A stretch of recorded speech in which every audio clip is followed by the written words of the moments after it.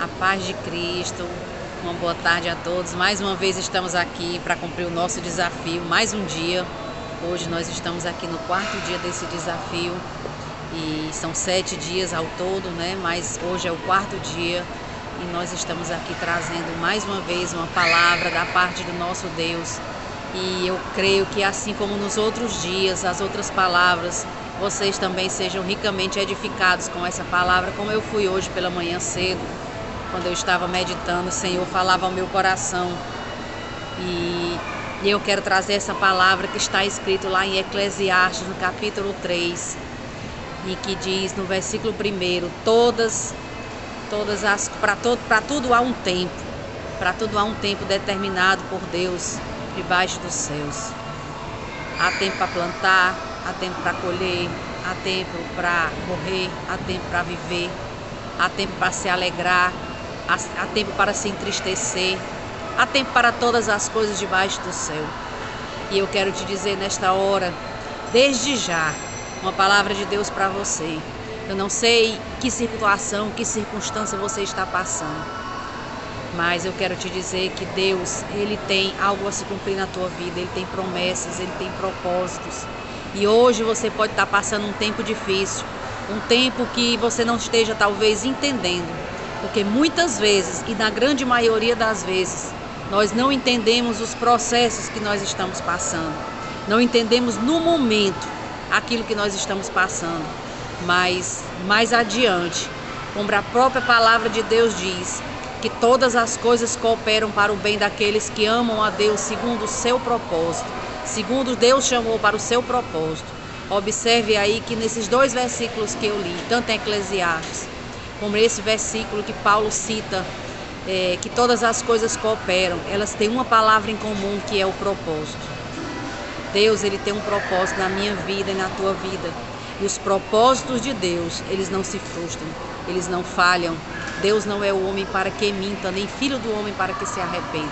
Então aquilo que Ele prometeu, Ele é fiel para cumprir.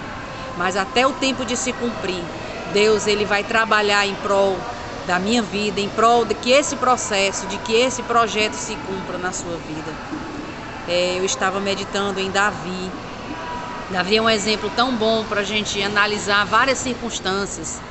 E Davi, quando ele foi escolhido, quando Deus ordenou que Samuel fosse ungir a alguém da casa de Jessé como rei,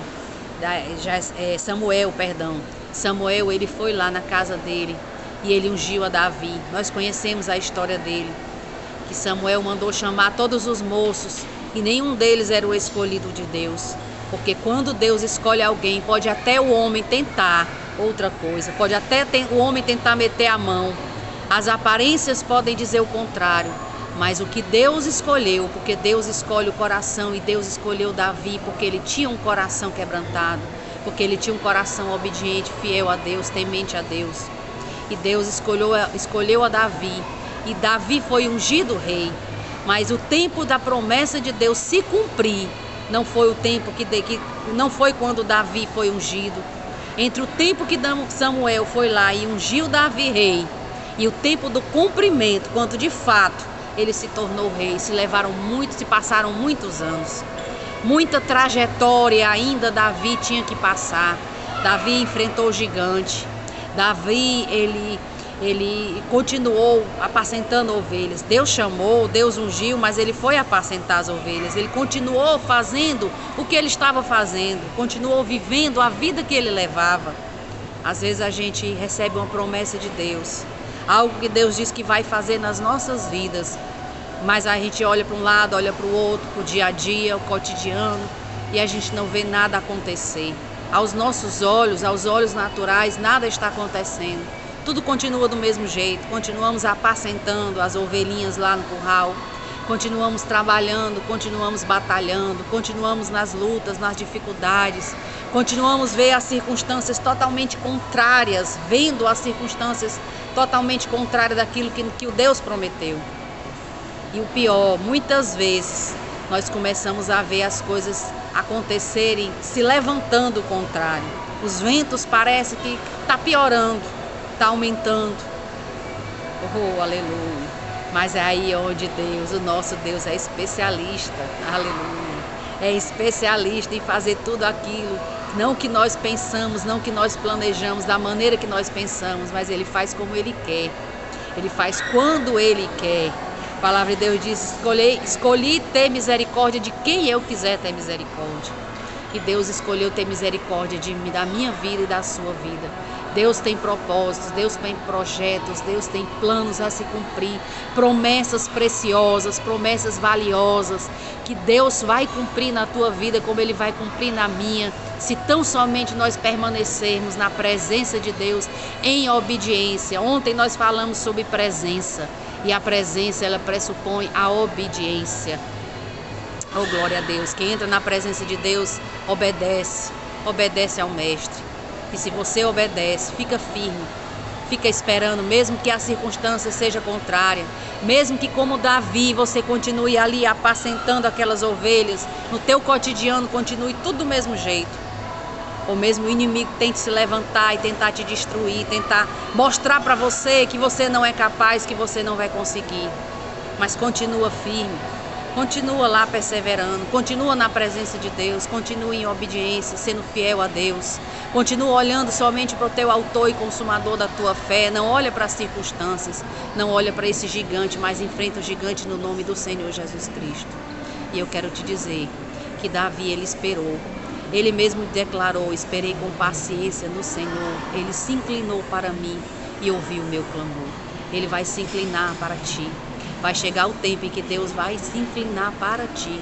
A mão do Senhor não está encolhida para que Ele não possa salvar, nem os seus ouvidos agravados para que Ele não possa ouvir. Mas o Senhor está com os seus ouvidos atentos à tua oração, o teu clamor, e as suas promessas, como a tua vida, estão na palma da mão do Senhor.